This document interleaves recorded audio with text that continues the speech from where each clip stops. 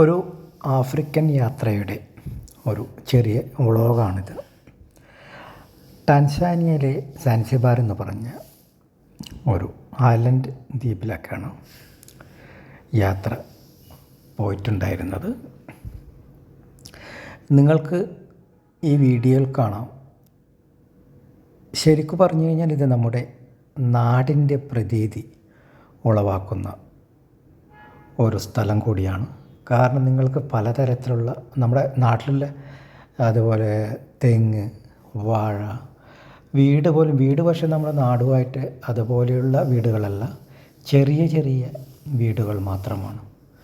അതൊരു വീട് എന്ന് പറയാൻ പറ്റില്ല, നമ്മുടെ നാട്ടിനെ അപേക്ഷിച്ച് അത്ര വലിയ ഒരു സൗകര്യമുള്ള വീടൊന്നുമല്ല. പക്ഷേ അവിടെയുള്ള സ്ഥലങ്ങളും അതുപോലെയുള്ള ബാക്കിയുള്ള ഒരു കൾച്ചർ വൈസ് നമ്മുടെ നാട്ടിലൊരു റൂറൽ ഏരിയയിലുള്ള ഒരു സ്ഥലം പോലെയാണ് കൂടുതലായിട്ടും കണ്ടിരുന്നത്. അതുപോലെ ആളുകളൊക്കെ വളരെ സാധാരണക്കാരായ ആളുകളാണ്. അറിയാലോ, ആഫ്രിക്കയിലുള്ള ആളുകൾ പക്ഷേ വളരെ പാവങ്ങളാണ്. നമ്മളെന്ത് ചോദിച്ചു കഴിഞ്ഞാൽ അവർ കൃത്യമായ ഒരു മറുപടി തരും. നമ്മൾ സിനിമയിലൊക്കെ കാണുമ്പോൾ വളരെ ഭീകരന്മാരായി ചിത്രീകരിച്ചിരിക്കുന്ന ആളുകളാണ്.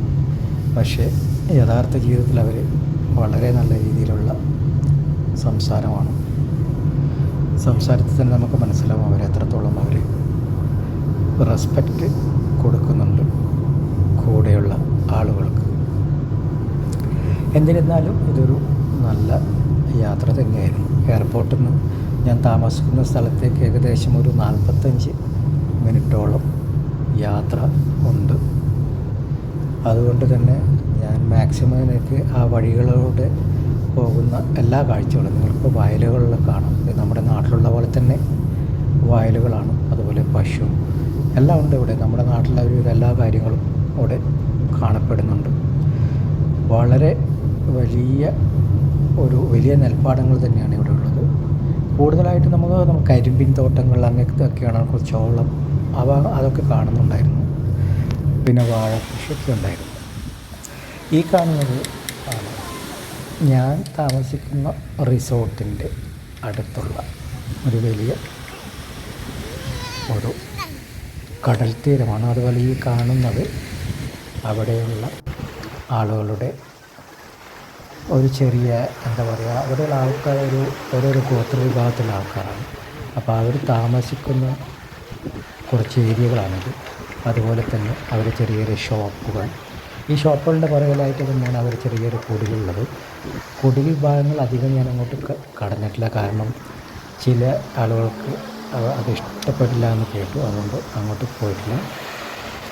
ഇത് കടൽ തീരത്തിൻ്റെ അടുത്തുള്ള കാഴ്ചയാണ്.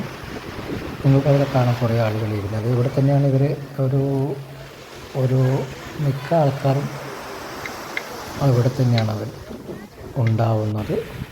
ഒരു വൈകുന്നേരമാകുമ്പോൾ എല്ലാവരും ഇവരെ കടൽ തീരത്ത് ആൾക്കാരായി പോകുന്ന ആളുകളെയൊക്കെ കണ്ടു. ഇതൊക്കെയാണ് ഇവരുടെ ട്രഡീഷണൽ ഡ്രസ്സ്, ട്രഡീഷണലായിട്ടുള്ള ആളുകൾ. ഇതാണ് ശരിയായ ടാൻസാനിയൻ ആഫ്രിക്കൻ ആളുകളെന്ന് പറയുന്നത്.